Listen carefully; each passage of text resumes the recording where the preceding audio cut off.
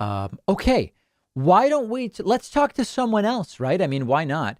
Let's go to the state of Texas and talk to Quincy from Texas. Quincy, you're on the air. Oh gosh, damn, I didn't expect to get on.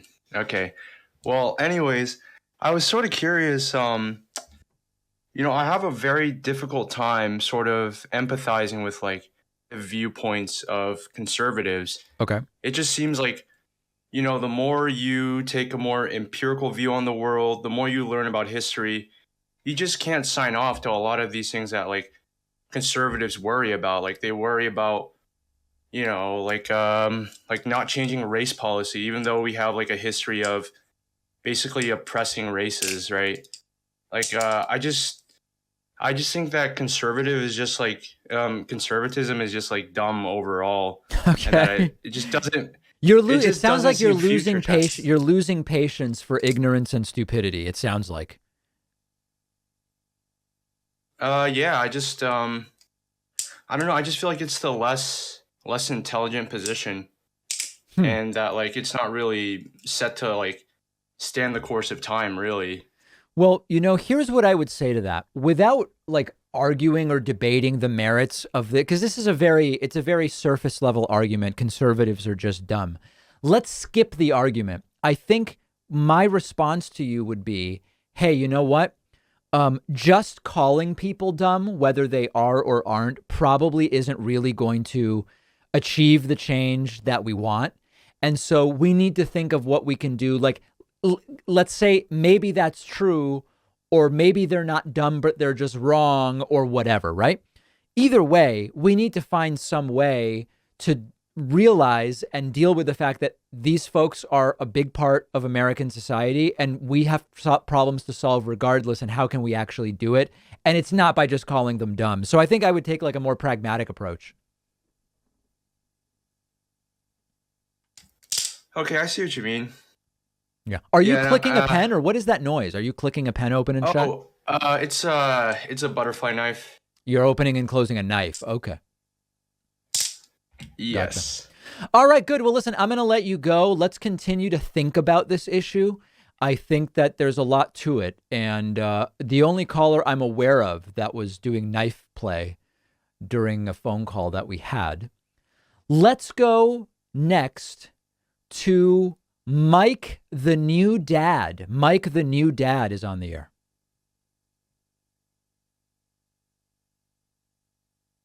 Mike? Hey, David, can you hear me? I can hear you. How you doing, man? Good. Congratulations on being a new dad.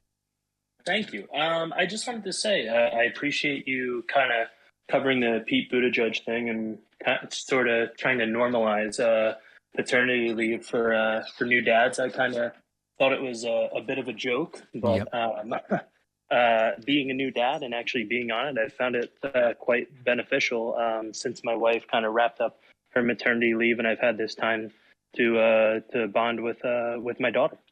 Do you get paid paternity leave or you're just allowed to take time off but unpaid? Yeah, no, it's paid. So if you live or work in the state of New York, basically how it works is the state will cover 60% of your pay. But a new policy like my company had this year is they just give you 100% of your pay and benefits while you're out on paternity leave. So it's a total of 12 weeks.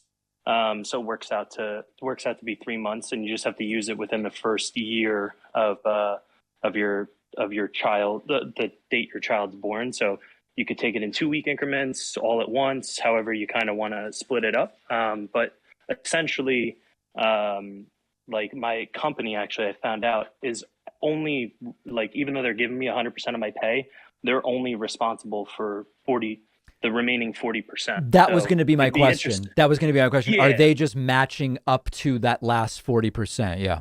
Yeah, so they just match up to the last 40%. Mhm. So I mean, it's interesting that more companies kind of don't do it. Like if you work for a bigger business, considering they're only on the hook for the remaining 40%. And I mean, I'm not an accountant, but I'm sure there's some way that they're going to be able to write off some of that with me not technically working. Mm. But yeah. And how much sleep are you getting? Uh, Oh boy.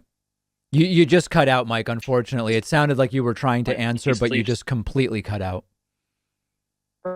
Oh boy. All right, Mike, congratulations. It sounds like the connection is degenerating very, very quickly. So we're going to, congratulations. And I hope that the answer to how much sleep you're getting is a lot. I hope it's a lot. Let's go next to Paul Garcia from Mexico. Hi. Hello. I don't know. I guess I just wanted your thoughts on a good book, like good politics book that teach me like background from conservatives and new ground for progressives to cover. That's a great question.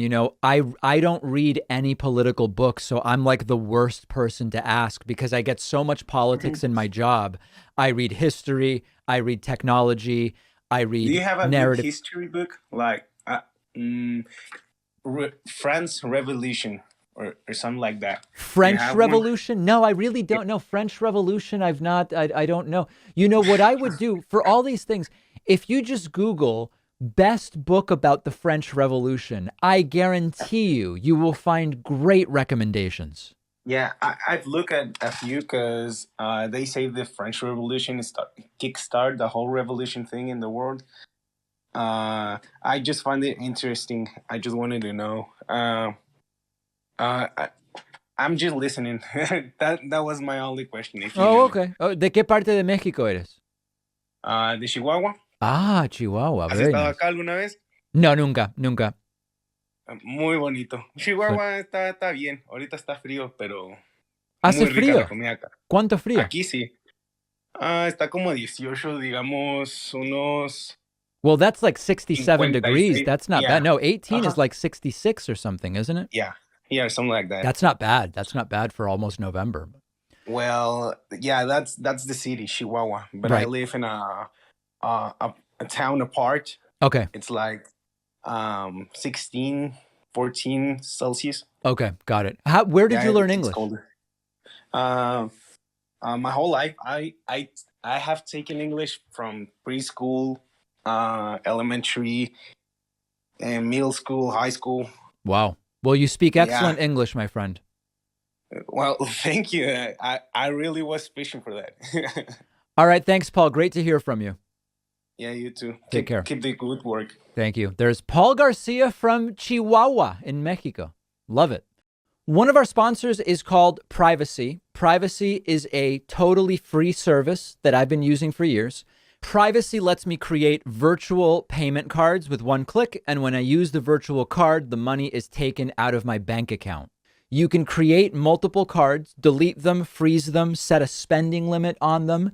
Let's say I'm signing up for a free trial and it requires a credit card. Privacy will autofill a virtual card number, and then after signing up, I can delete that virtual card. So I know I'm not going to be charged again. Something really useful and very practical. Or let's say I'm ordering food over the phone, but I left my wallet somewhere. I don't have my real credit card on me. I can use a virtual card on my Privacy mobile app. But really the best part is you're not out there exposing your real credit card number, so you're not as susceptible to data breaches and identity theft.